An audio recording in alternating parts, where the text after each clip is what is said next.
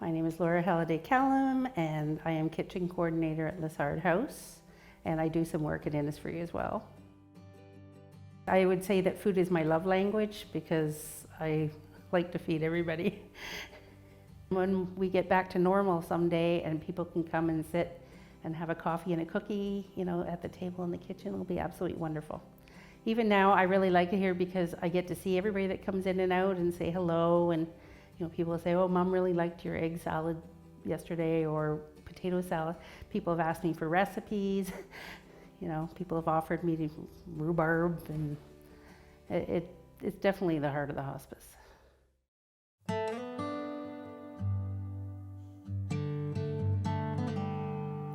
My husband David was diagnosed with colorectal cancer. We found out it was stage 3 when he was 44 years old. So he went through chemo and radiation and several sets of it, during which we also had a house fire.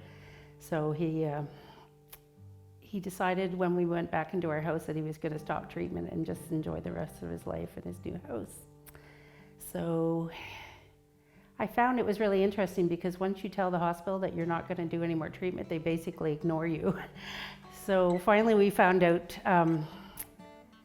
that it had progressed so much. He ended up at St. Mary's Hospital for over 2 weeks, and they discovered that it had spread throughout his body. His brain and bones and everything were affected.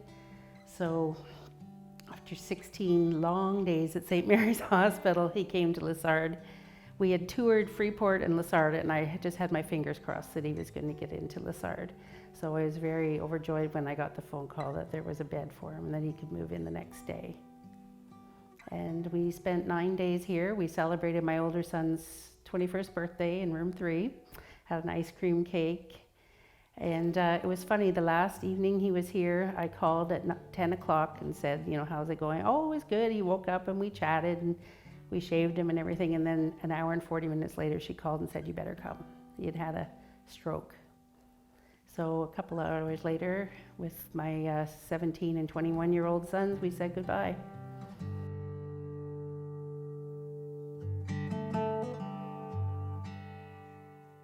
When he came here, the first night, it was a Friday, and Connie was the executive director then, and she welcomed us, and Debbie and Jackie worked here then. So I went home and I could actually sleep. I knew he was being looked after well. And because I had 2 sons at home, I couldn't be here 24 hours a day, but I had every confidence that he was being cared for. And the staff and the surroundings make it such a special place.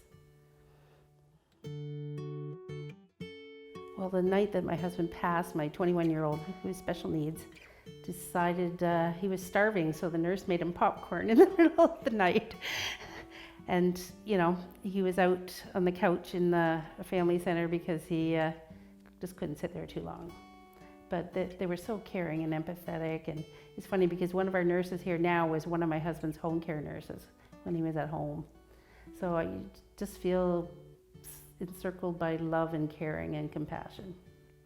Just knowing that there is a place in the community that isn't a hospital, that isn't focused on just medical procedures, is so important and good for your peace of mind, and helps you focus on things that are really important with your loved one.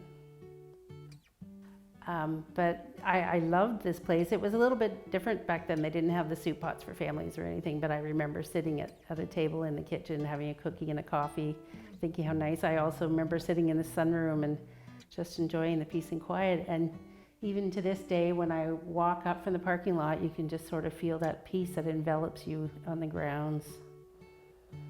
So I think I was destined to be here.